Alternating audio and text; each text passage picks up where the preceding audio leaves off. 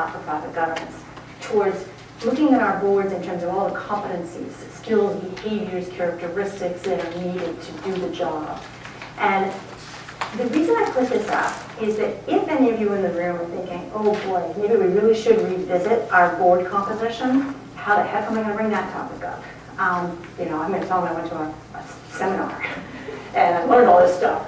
Well, one way to approach it is to say, you know, we're trying to be advanced practices in governance. And one way to do that is to think about all the competencies that are required on our board. And you might even create a matrix that shows, you know, here are all the skills and competencies and behaviors that we need on this board to oversee our organization and everything that our strategic plan is trying to accomplish. And you put the names of the board members across the top, and then you work the grid and say, oh, you know, Sue has this competency and this competency.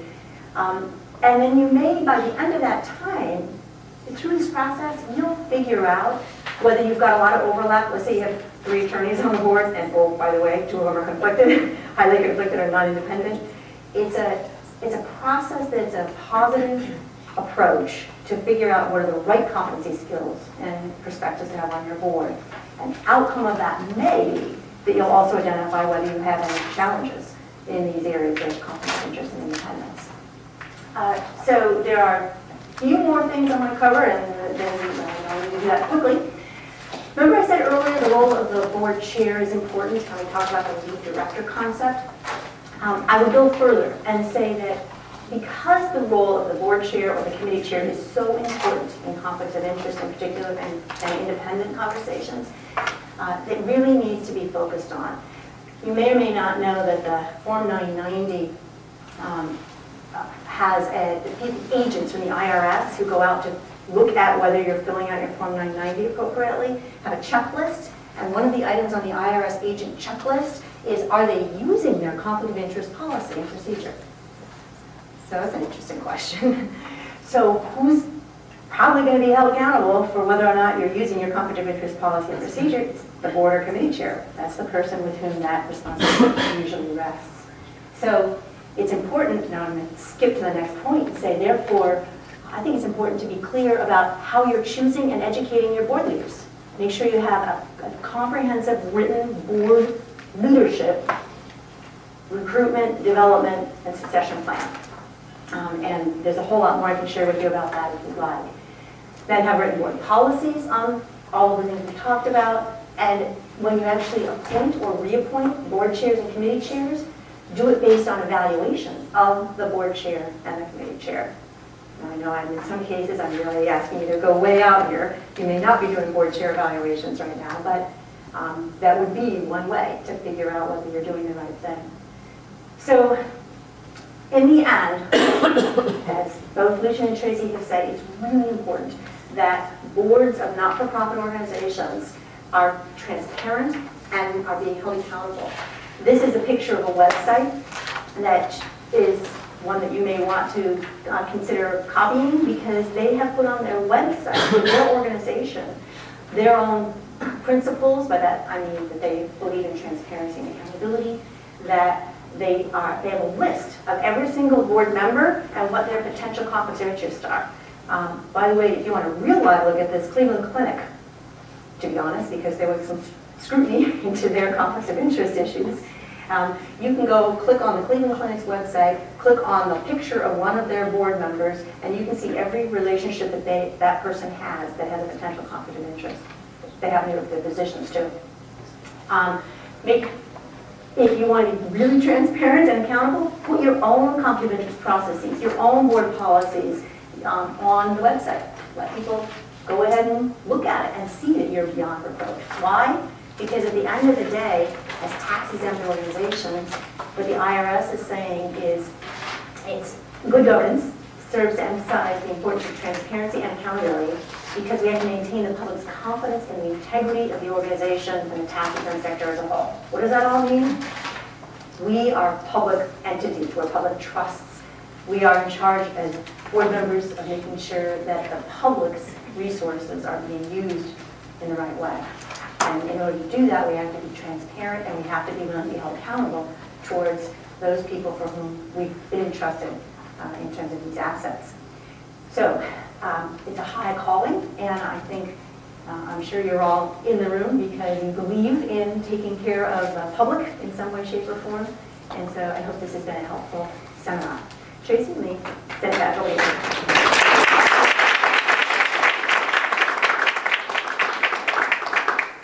If there are questions, we can, is that on? Okay. If there are questions for Pam, Lucian, or myself, we can take those. I know I asked someone to hold a question in the back, and I don't know if I can ask you if you'd like to give the question now. Sure, just two questions. If the board, two questions. Going back to the definition of independent director, and if there's 4 board members, one's independent, the board members each receive a compensation of $4,000 a year, and they volunteer their time as officers, they clearly meet the second criteria, do they meet the first criteria? So they're an officer, they only get compensated as a director.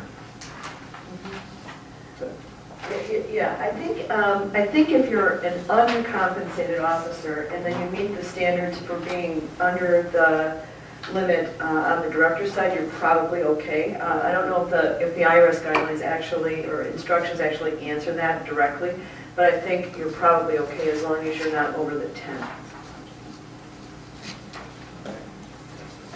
Are there other questions? Comments, problems, issues? Sure. If there's 4 board members, 3 are truly independent, 1 is non-independent, and there is a topic that's a conflict, so the board member isn't on there, but that would be the person who would oversee the law firm. The law firm, can they represent the 3 independent parties? I'm not sure if I'm understanding your question. Can they, after the decision has been made, are you saying? No, so us and the 3 of you are board members. I have a potential conflict, so I recuse myself, from the meeting. But however, I'm the person that oversees the attorney, the law firm, who stays in the meeting with you all. Is there any? Would the IRS consider that any potential conflict? I think it's probably something to be very cautious of. As long as you're actually recusing yourself and not, truly, right. And following all the conflict of interest policies, I think you might be all right on that one. But I'm going to let Lucian speak to it.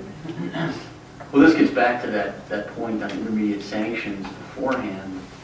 If you're trying to go for the safe harbor, I think you could have an issue there. Because again, it goes to whether or not that lawyer is going to be considered independent because, for example, the CEO approves the law firm's bills. Right. So, yeah, generally under general conflict of interest rules, you're probably okay. But if you want to rely on that safe harbor, the lawyer should probably recuse themselves as well. I wanted to just quickly, in closing, amplify on one thing that Pam said that I think maybe bears a little bit of emphasis, and that is the role of the board governance committee. I think most nonprofits who are larger size do have board governance committees. Really think that succession planning in the that it happens when you actually have a combined governance and nominating committee really helps you with a lot of these issues and can be a very proactive way to both address what you're getting back on your disclosure forms, but also to make sure you're fitting the right people in the right slots so you've got effective oversight. So I think together with the disabling guidelines, you can really ensure that you've got objectivity in a lot of your decision making. And I would add that I certainly agree that the Board Governance Committee is a crucial element to making sure that all this works well. I would also make sure you've got enough people on that committee. I was with a board recently who only had 3 people serving on their governance committee. And as you can imagine, their eyes started getting huge as I was listing all the various responsibilities that they probably should take on.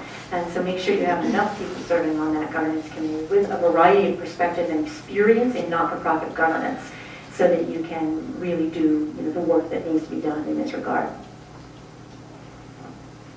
One more question? Yes. On small nonprofits that have relatively small boards, such as 3 or 4 or possibly 5 members, it's very difficult to have independence, governance committees, audit committees, compensation committees. What is the practical answer for this?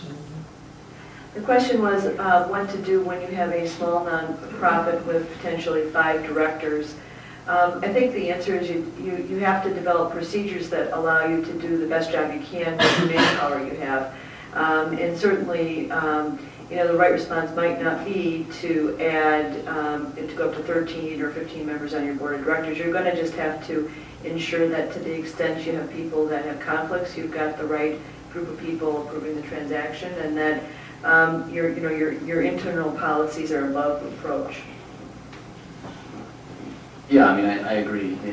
There is some language in the regulations under intermediate sanctions that allow you to perhaps not gather as much data if you have a smaller organization, for example. My take is, especially for intermediate sanctions types transactions, try as much as possible to get the safe harbor at least for that.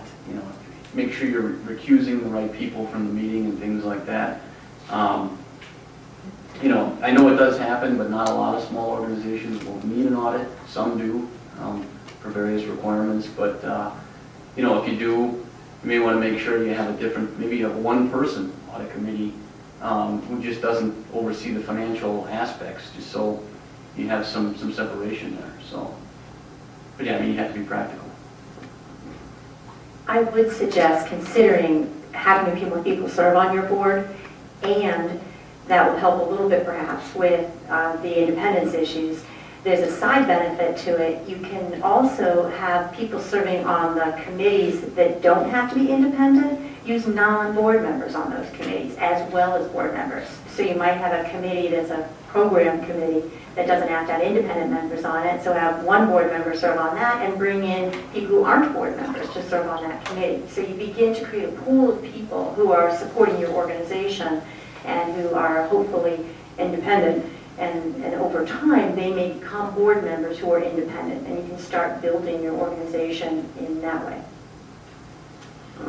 I think we're at our time limit here, but again, I wanted to thank Pam Connect for coming up from Chicago to address us today. Her comments were just very interesting, and for those of us who have served on boards, very, very informative. So thank you, Pam, and thank all of you for coming, and those of you on the webinar for attending. Thanks so much.